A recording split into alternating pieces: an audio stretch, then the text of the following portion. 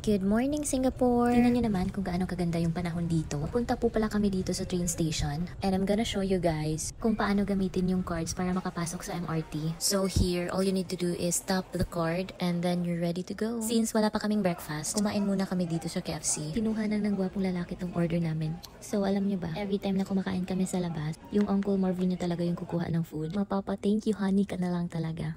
By the way, this is our way to Sentosa. Pumunta lang kami doon sa Vivo City para makakuha ng ticket papuntang Sentosa. And finally, we're here at Sea Aquarium. So, binigay ko lang yung ticket namin para ma-scan nila. By the way, kahapon pa kami kumuha ng ticket para dito. So, the reason why bakit maaga kami kumuha ng ticket, kasi palaging nasusold out yung ticket nila talaga. And then, dito yung second scan for our tickets. By the way, yung ticket namin each is $44.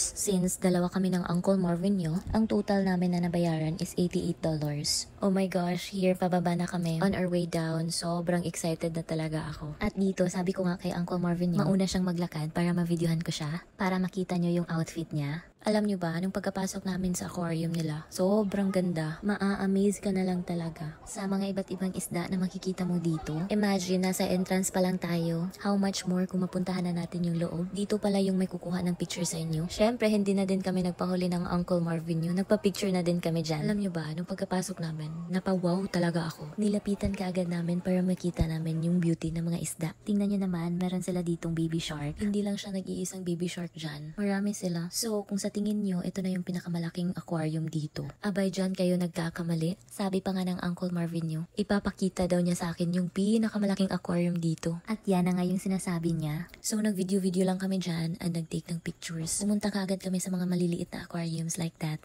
O, diba? Ang gaganda ng mga isda. Ito po pala yung mga isda na natutulog o nagtutulog-tulugan lang kayo dyan. After namin ma-reach yung pinakadulo ng aquarium, pinaikot-ikot ko lang yung Uncle Marvin nyo dyan para makalimutan niya malaki na yung nagastos namin. Kumain muna kami dito sa 7-Eleven kasi meron pa kaming isang pupuntahan. By the way, yung kinuha ko lang dyan is chips kasi busog pa ako. At yung Uncle Marvin nyo is pasaging-saging lang. After namin sa 7-Eleven, pumunta kaagad kami sa Marina Bay kasi nandito yung pupuntahan namin. Look, tingnan nyo kung kaano kaganda yung mall nila. Hindi lang maganda, sobrang ginaw pa. Masasabi mo na lang talaga na hindi tinipid sa aircon. So dito, papunta na po kami sa Gardens by the Bay. Nagpila lang kami dito sa elevator kasi nasa taas pa yung pupuntahan namin. So nandito na tayo sa taas.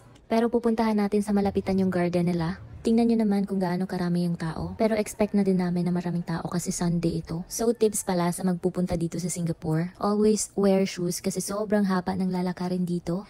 Tingnan nyo naman kung gaano kaganda yung garden nila paggabi.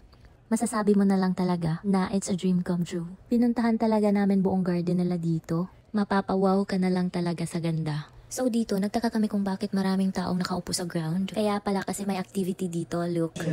As we bring you Borealis, an immersive installation that brings the experience of the Northern Lights to the Symmetry Grove.